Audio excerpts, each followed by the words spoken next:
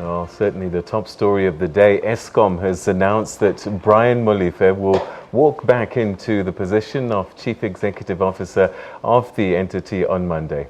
You remember Molefe left the power utility under a cloud of controversy around 6 months ago. This after the former public protector, Thuli Madonsela's state of capture report linked him to the Guptas and made claims of corruption against him. News of Molefe's sudden reinstatement has sparked an outcry from opposition parties, even the ruling party, the ANC. Brian Molefe at the centre of controversy once again. The Eskom board says the Sunday Times is responsible for Molefe's return to Eskom. The newspaper published a story recently saying Eskom wanted to pay Molefe a 30 million rand golden handshake, but that had been blocked by Public Enterprises Minister Lynn Brown. The story broke a couple of weeks ago, and then the minister issued an instruction to the board to look at the options that would be optimum relative to the payout to Mr. Molefe's pension. So what then happened since then was that the board consulted various people and specialists to seek to find a solution or an approach that would be suitable for the request from the minister. So various options were put on the table, and in fact most of them were not agreeable by both parties, between ourselves and Mr. Molefe.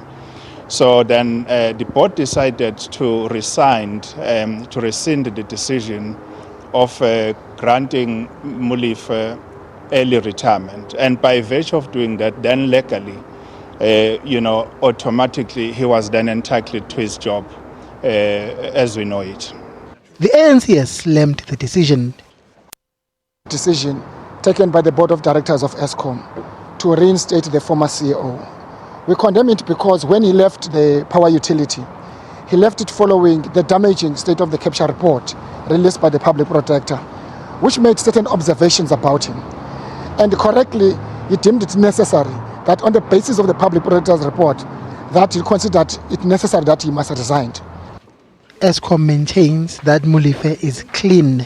Molefe shouldn't be lost to the economy or the social life of this country on the basis of a report which is merely an observation, not the findings, or even it is not the fact that it is not conclusive.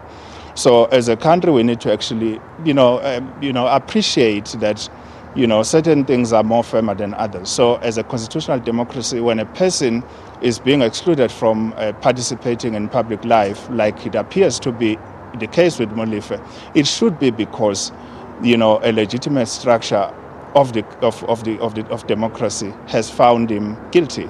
He's not guilty. He's as clean as they come. Eskom's majority trade union, NUM, has also waded into the controversy. We believe that this is indeed a joke, and if Eskom has changed its policies, it has got a new HR policy, that policy must be extended to all employees, and in particular our members who resigned and those who have voluntarily taken a package, because we know for a fact that they need their jobs back. The ANC says it's still trying to secure a meeting with Minister Lynn Brown to discuss the matter. Mbongini Mutwa, SABC News, Johannesburg.